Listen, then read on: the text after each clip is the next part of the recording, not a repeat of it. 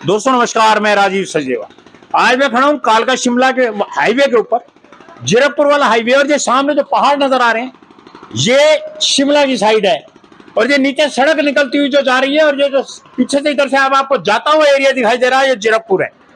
कालका शिमला हाईवे बोला जाता है इसको। आज यहाँ लगभग सवेरे 5 और 6 बजे के बीच में एक एक्सीडेंट हुआ। मेरे को लगता है आपको सामने से एक पीला ट्रक नजर आ रहा होगा, जिसके पीछे कुछ पुलिस कर्मी खड़े हुए हैं।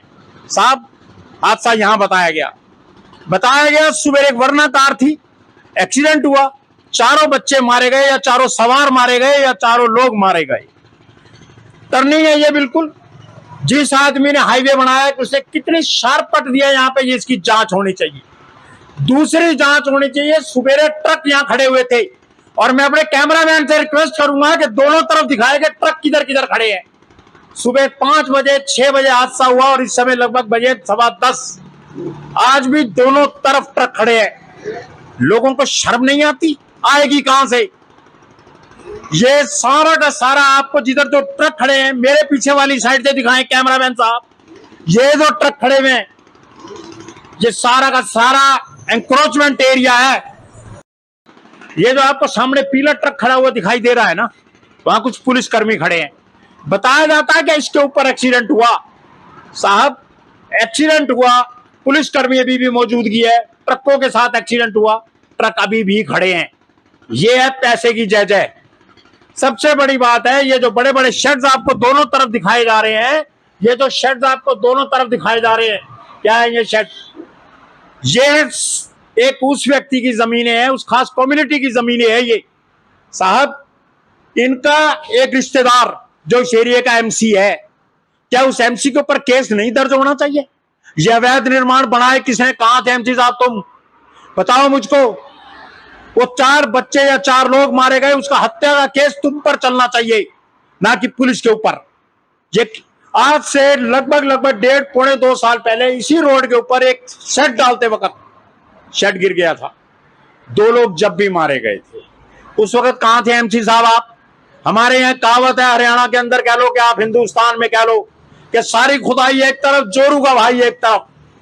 अब जिसका जीजा एमसी हो, सत्तारूढ़ दल का एमसी हो, और जो कहते हो कि ट्रिपल इंजन सरकार है हमारी, उनका क्या टट्टू बिगड़ेगा? कोई नहीं बिगाड़ सकता। आज ये दोनों तरफ ट्रक जो दिखाए जा रहे हैं आपको, किनके हैं ये ट्रक? किनके? ये दुकानें इनकी हैं, सब कुछ इनका है। दोनों तरफ देखिए ये शेड्स हैं ये, और उस तरफ दिखाएं आप कैमरामैन साहब, उस तरफ ये क्या चीजें हैं ये? क्या इन जगहों का इन लोगों ने मुआवजा किस किस का लिया है? आरटीआई डालने के बाद जब ये पूछा गया तो सब कोई जवाब नहीं है। टाउन प्लानर से पूछा जाता है कि ये कैसे बने शेड, कोई जवाब नहीं है किसी के पास। ट्रिपल इंजन सरकार। सैनी साहब, आप कहते हो कि जो कर्मचारी अधिकारी रिश्वत लेता हुआ पकड़ा जाएगा उसको मैं हटा दूंगा। पूछो अपने इस एमसी से, पूछो। एमसी का नाम शायद संजीव कौशल है, वार्ड नंबर 7 कालका परिषद। पूछो उससे कैसे बने ये शेड, कहां था चेयरमैन? पहली मैडम लतिका मैडम रही जब ये शेड बनने शुरू हुए, बीजेपी की एमएलए थी वो, चश्मा एक ही था। दूसरे चौधरी साहब आए, वो कांग्रेस के एमएलए थे, चश्मा वही रहा। और अब ये तीसरी एमएलए हैं, ये बीजेपी पार्टी की। चश्मे नहीं बदले, चेहरे बदलते चले गए, और आवाज एक दूसरे पे एलिगेशंस लगते चले गए। मैं किसी निजी व्यक्ति पे एलिगेशन नहीं लगा रहा। कहां है वो टाउन प्लानर, और वो कहां है कालका परिषद का जय अजय? उससे बात कर दो जी। मैंने तो नोटिस दे दिए, नोटिस का चिपका दिया था हमारे मुंह पे पर्चा। साहब, नोटिस देने से ये कैसे रह गए? एफआईआर लॉन्च होनी चाहिए, अटेम्प्ट टू मर्डर की नहीं, सीधी हत्या की, एमसी के खिलाफ, जेई के खिलाफ, कालका परिषद के चेयरमैन के खिलाफ, और इन लोगों के खिलाफ जिनके नाम पे ये जमीनें बोलती हैं। वो 4 बच्चे या 4 लोग जो मारे गए, उनकी जवाबदेही किसकी शामिल होगी? साहब, हर चीज पैसे में नहीं मिलती, परंतु ये तुम्हारे नेता और अधिकारी सिर्फ अपनी जेबें भरने जानते हैं, और कुछ नहीं, इनके लिए कोई मूल्य नहीं है किसी की जान का। हो सकता है बातें मेरी बात सुन के बड़ी बुरी लगे सैनी साहब, मैं आपको सपोर्ट करता हूं, इसमें कोई दो राय नहीं है, ये मेरा निजी राय, लेकिन मैं फिर भी पब्लिकली कहता हूं कि मैं आपको सपोर्ट करता हूं। उसके बाद ये हालात, कौन जिम्मेदार है उसकी बात की जाए, उसकी जांच की जाए। आखिर में ठीकरा फूटेगा तो पुलिस के ऊपर। साहब, पुलिस का क्या कसूर है इसमें?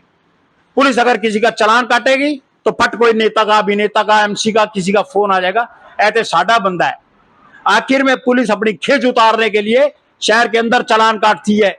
बंदा बिना हेलमेट के सब्जी लेने भी जाता है, उसका चालान काट लिया जाता है। क्या करे पुलिस? पुलिस को भी अपना खाता पूरा करना है। आखिरी में आती है पुलिस। मैं पुलिस का बचाव नहीं कर रहा, जिम्मेवारी तो कहीं पुलिस की भी होती है, लेकिन सबसे बाद में जिस दिन पुलिस को फ्री हैंड कर दिया जाएगा, मजाल है कुछ हो जाए शहर में। ये खामा खा के बाप बनते हैं, खामा खा के बाप।